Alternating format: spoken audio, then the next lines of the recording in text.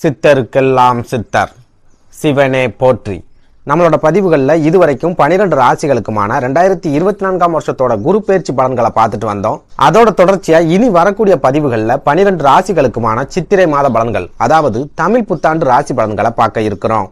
அந்த வகையில நம்மளோட இந்த பதிவுல ராசி கட்டத்துல 7வது ராசியா இருக்கக்கூடிய காற்று ராசியான துலா ராசிக்கு இந்த சித்திரை மாதத்தோட கிரக நிலைகள் என்ன மாதிரியான பலன்களை கொடுக்கும், என்ன மாதிரியான யோகங்களை கொடுக்கும் அப்படிங்கறத பத்தி கொஞ்சம் சுருக்கமா பார்க்க போறோம். அதனால துலா ராசி அன்பர்கள் இந்த வீடியோவை கொஞ்சம் கூட ஸ்கிப் பண்ணாம கடைசி வரைக்கும் முழுமையா பாருங்க. அதுக்கு முன்னாடி நம்ம சேனலை நீங்க இப்பதான் முறையா பாக்குறீங்க அப்படின்னா தயவு செஞ்சு சப்ஸ்கிரைப் பண்ணிக்கோங்க. வீடியோ பிடிச்சிருந்தா மறக்காம அந்த லைக் பட்டனையும் தட்டி விட்டுருங்க.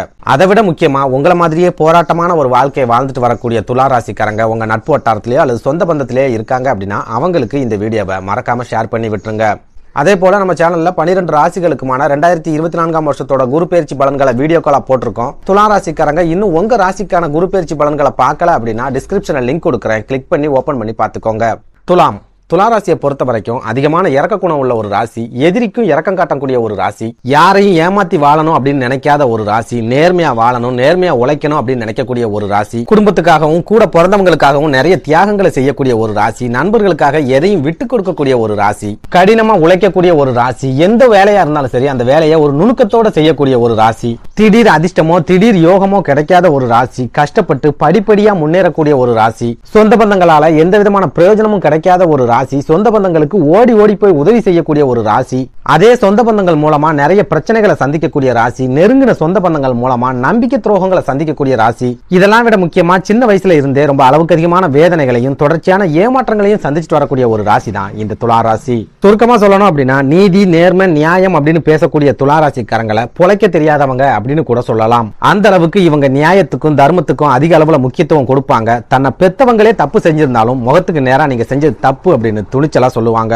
இப்படி எவ்வளவோ நல்ல குணங்களை தனக்குள்ள வச்சிருக்கிற துலா ராசிக்காரங்க இப்ப வரைக்கும் ஒரு மன வேதனையான வாழ்க்கையை தான் வாழ்ந்துட்டு வராங்க. மன திருப்தியான வாழ்க்கை அவங்களுக்கு கிடைக்கல அப்படின்னு சொல்லலாம். குறிப்பிட்டு சொல்லணும் அப்படின்னா இவங்க சொந்தமா தொழில் செஞ்சுட்டு இருக்காங்க அப்படின்னா இவங்களுக்கு அப்புறமா தொழில் ஆரம்பிச்சவங்க எல்லாம் ரொம்ப பெரிய அளவுல முன்னேறி போய்கிட்டே இருப்பாங்க. ஆனா இவங்களோட தொழில் பெரிய அளவுல முன்னேற்றம் இல்லாம ஒரு மாதிரியான மந்த நிலைமையிலேயே போய்கிட்டு இருக்கும். அதுவே உத்தியோகத்துல இருக்கிறாங்க அப்படின்னா இவங்க வேலை பார்க்கக்கூடிய கம்பெனி இவங்க மூலமா 4 மடங்கு 5 மடங்கு வளர்ச்சி அடைஞ்சு போய்கிட்டே இருக்கும். ஆனா இவங்க எந்த விதமான வளர்ச்சியும் இல்லாம ஒரு மந்தமான வாழ்க்கையை தான் வாழ்ந்துகிட்டு இருப்பாங்க. சுருக்கமா சொல்லணும் அப்படின்னா நான் முன்னாடியே சொன்ன மாதிரி இவங்களுக்கு திடீர் அதிர்ஷ்டம், திடீர் யோகம் இந்த மாதிரியான விஷயங்கள் எல்லாம் நடக்கவே நடக்காது. படிப்படியா கஷ்டப்பட்டு தான் இவங்க வாழ்க்கையில முன்னேறி ஆகணும். அப்படிப்பட்ட ஒரு வாழ்க்கை தான் பெரும்பாலான துலா ராசிக்காரங்களுக்கு அமைஞ்சிருக்கும்.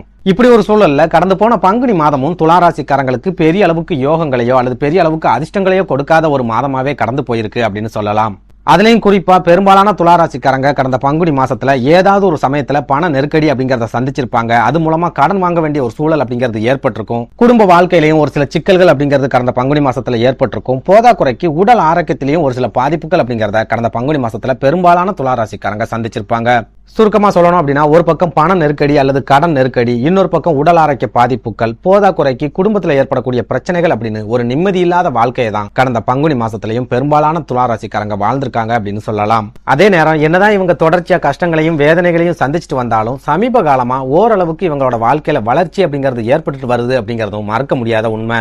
குறிப்பிட்டு சொல்லணும் அப்படின்னா எதிர்நீச்சல் போட்டு ஒரு சில துலா ராசிக்காரங்க வாழ்க்கையில அடுத்த கட்டத்தை நோக்கி நகர்ந்துகிட்டு இருக்காங்க. ஒரு சில துலா ராசிக்காரங்க நம்ம வாழ்க்கையில என்ன செய்ய போறோம் அப்படிங்கிற ஒரு தெளிவான முடிவுகளை எடுத்துட்டு அதை நோக்கி பயணம் பண்ணிக்கிட்டு இருக்காங்க.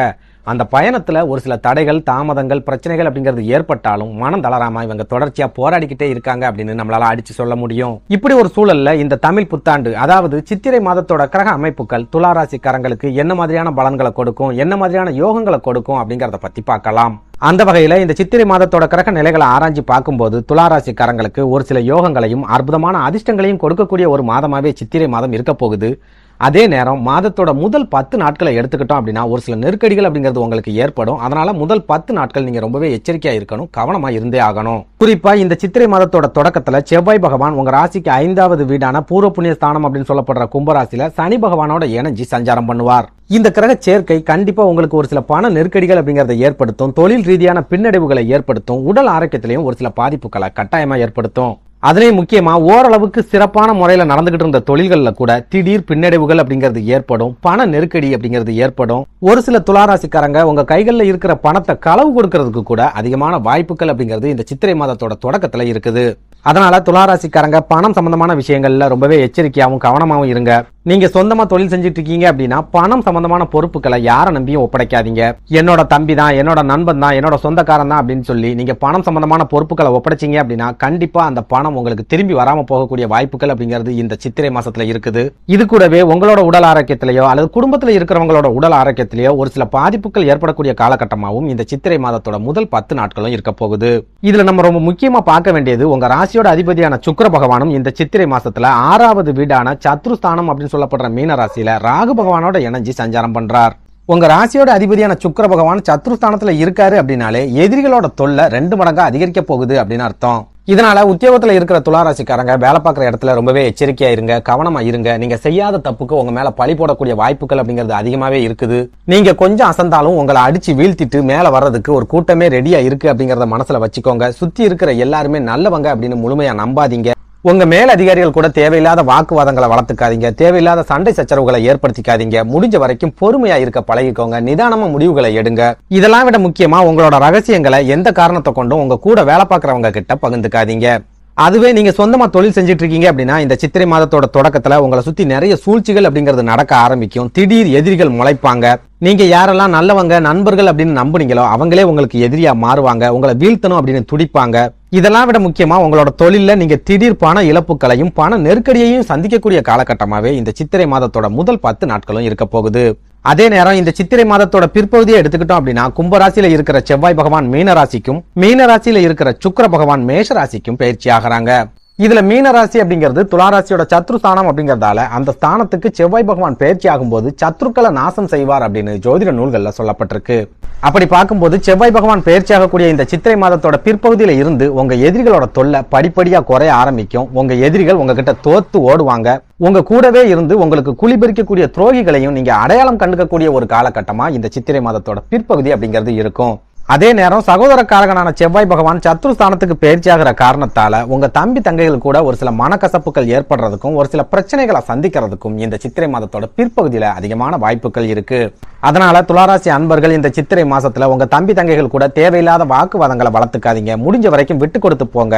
ஒரு வார்த்தை வெல்லும் ஒரு வார்த்தை கொல்லும் அப்படிங்கறத மனசுல வச்சுக்கிட்டு வார்த்தைகளை கவனமா உபயோகப்படுத்துங்க. எந்த காரணத்தை கொண்டும் உங்க தம்பி தங்கைகளை குத்தி காட்டி மட்டும் பேசிடாதீங்க.